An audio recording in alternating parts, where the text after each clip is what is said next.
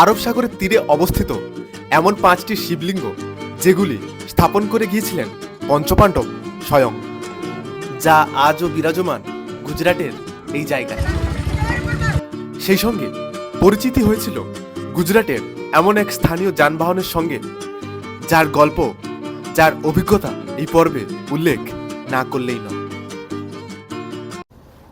সোমনাথ দর্শন তো হয়ে গেল, এবার এই লস্যি খেয়ে শরীরকে ঠান্ডা করে শুরু হচ্ছে দিউ ভ্রমণের পর্ব। হ্যালো বন্ধুরা, কেমন আছেন আপনারা? আশা করছি সবাই ভালো আছেন, সুস্থ আছেন। আমার আবার একটা নতুন জার্নিতে আপনাদের সবাইকে স্বাগত। দ্বারকা থেকে সোমনাথ পৌঁছানো এবং সোমনাথ ভ্রমণের অভিজ্ঞতা শেয়ার করেছিলাম আগের পর্বে। সোমনাথ দর্শন শেষ করে রওনা দিয়েছিলাম আবারও নতুন গন্তব্যের উদ্দেশ্যে। সোমনাথ থেকে দিউ যাওয়ার জন্যে হয় আপনাকে অটো রিজার্ভ করতে হবে, না হলে এইখানে হাইওয়ের পাশে এসে দাঁড়ালে এখানে আপনি ওই ছোট ছোট ইকো গাড়িগুলো পেয়ে যাবেন, যেগুলোতে আপনি রিজার্ভ করে কিংবা শেয়ারিংয়ে যেতে পারেন। তো রিজার্ভ করলে প্রায় 2-3 হাজার টাকা মতো নেবে, অটো রিজার্ভ করলেও আপনাকে 2-3 হাজার টাকা মতো দিতে হবে। এবং যদি আপনি শেয়ারিংয়ে যান, এই ইকো গাড়িগুলো যেগুলো রয়েছে ওইগুলোতে আপনি শেয়ারিংয়ে যেতে পারেন, 200-250 টাকা মতো পার পার্সন দিলে আপনাকে দিউতে পৌঁছে দেবে। আমরা এখান থেকে দিউ যাচ্ছি শেয়ারিং গাড়িতে করে, যার ভাড়া নিয়েছে 250 টাকা পার পার্সন।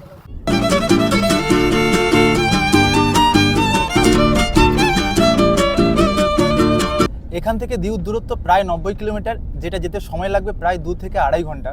যদি আপনাদের বাজেট একটু কম থাকে এবং মোটামুটি একটু কমফোর্টেবল জার্নি চান, তাহলে আমি বলবো এই শেয়ারিং গাড়ি বেস্ট।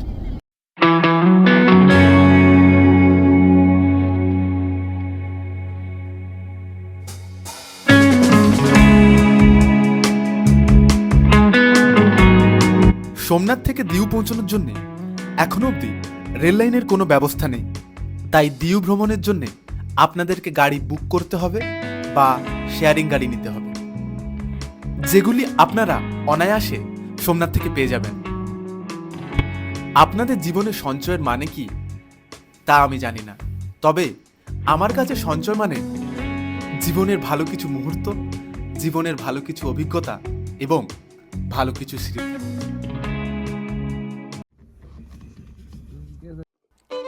এইখানে একটা কথা বলে রাখি, আপনাদের গাড়ি যখন দিউ প্রবেশ করছে তার ঠিক কিছু আগেই রয়েছে দিউ পুলিশ চেকপোস্ট।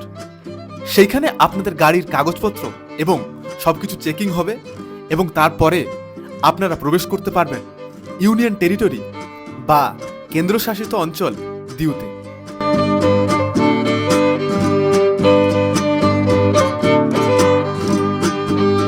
এখন ঘড়িতে সময় দুপুর 2:42, আর আমরা দাঁড়িয়ে আছি দিউ বাস স্ট্যান্ডে। সোমনাথ থেকে দিউ পৌঁছাতে প্রায় 2 ঘন্টা 40-45 মিনিট মতো লাগলো।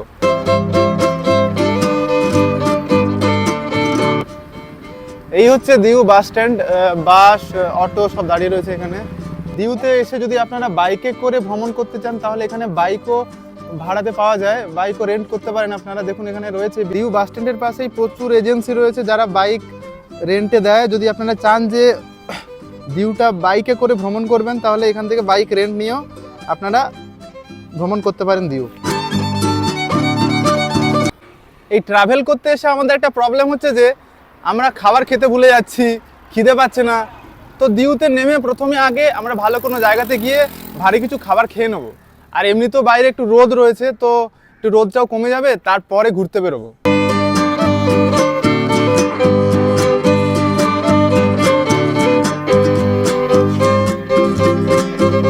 খাওয়া দাওয়ার পর্ব মোটামুটি শেষ। এবার দেখা যাক দিউ ভ্রমণের জন্য ট্রান্সপোর্টের কেমন কি ব্যবস্থা রয়েছে। বাস স্ট্যান্ড থেকে আমরা অটো নিলাম। আজকে আমরা মোট 3টে জায়গা ঘুরে দেখব, দিউ ফোর্ট, জলন্ধর বিচ এবং গঙ্গেশ্বর মহাদেব মন্দির। এই 3টে জায়গা ঘুরিয়ে দেখাতে আমাদের কাছ থেকে ভাড়া নিল 500 টাকা। আমার আগের ভিডিওগুলোতে আপনারা যেমনটা দেখেছেন, দ্বারকা কিংবা সোমনাথে অটোতে করে ভ্রমণের জন্য প্ল্যান বা ব্যবস্থা রয়েছে। দিউতে কিন্তু সেরকম কোনো ব্যবস্থা নেই। এখানে আপনাকে অটোওয়ালার কাছে গিয়ে কনভিন্স করে কথা বলে নিজের পছন্দ মতো জায়গা চয়েস করে ভাড়া নির্ধারণ করতে হবে। দিউ ভ্রমণে আজকে আমাদের প্রথম ডেস্টিনেশন দিউ ফোর্ট। চলুন দিউ ফোর্ট ঘুরে দেখা যাক। দিউ দ্বীপে অবস্থিত এই দিউ ফোর্ট, যেটি পর্তুগিজরা 1535 সালে গুজরাটি সালতানাত, মোগল এবং রাজপুতদের আক্রমণের হাত থেকে নিজেদের রক্ষা করার জন্য বানিয়েছিলেন। দিউ ছিল আগে পর্তুগিজদের দখলে। 1961 সাল অবধি পর্তুগিজরা এখানে শাসন চালায়। তারপর দিউ ভারতে সামিল হওয়ার পর পর্তুগিজদের ওখান থেকে সরিয়ে দেওয়া হয়। আর এখন ভারত এবং বিদেশ থেকে প্রচুর মানুষ আসেন এই দিউ ফোর্ট দর্শন করার জন্য।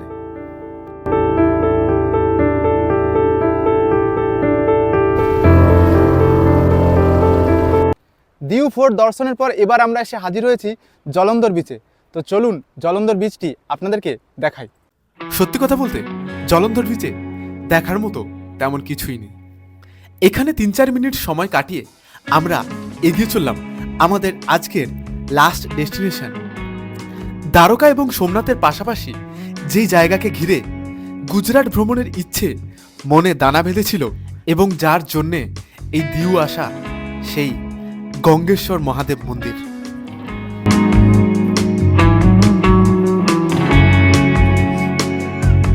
আমি এখন দাঁড়িয়ে আছি গঙ্গেশ্বর মহাদেব মন্দিরের সামনে, যেটা তুলে রাখা ছিল আমার এই পুরো গুজরাট ট্রিপের শ্রেষ্ঠ আকর্ষণ হিসেবে। তো চলুন আপনাদেরকে সেই গঙ্গেশ্বর মহাদেবের দর্শন করাই।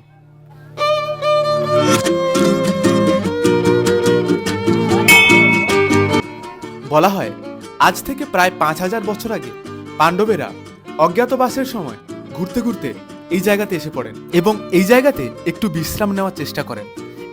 ঠিক তখনই তাদের খুব খিদে পায়। পাণ্ডবেরা ভগবান শিবের পুজো না করে খাবার গ্রহণ করতেন না। আশেপাশে কোনো রকম শিব মন্দির বা শিবমূর্তি না থাকায় 5 ভাই মিলে এই আরব সাগরের ধারে 5টি শিবলিঙ্গ স্থাপন করেন এবং তারপর মহাদেবের আরাধনা করে খাবার গ্রহণ করেন। পঞ্চপাণ্ডবে স্থাপন করা সেই শিবলিঙ্গ যা আজও বিরাজমান গুজরাটের এই জায়গাতে। ভারতের বিভিন্ন প্রান্ত থেকে প্রচুর মানুষ ছুটে আসেন পঞ্চপাণ্ডবদের স্থাপন করা এই গঙ্গেশ্বর মহাদেবের দর্শনের উদ্দেশ্যে। মন্দিরটি আরব সাগরের ধারে অবস্থান করায় জোয়ারের সময় সমুদ্রের জলে শিবলিঙ্গে স্নান করা দৃশ্য মন্দিরটিকে পর্যটকদের কাছে আরও আকর্ষণীয় করে তুলেছে। দুর্ভাগ্যবশত একটা সারা দিন অপেক্ষা করার পরেও সে দৃশ্য দেখার সৌভাগ্য আমাদের হয়নি।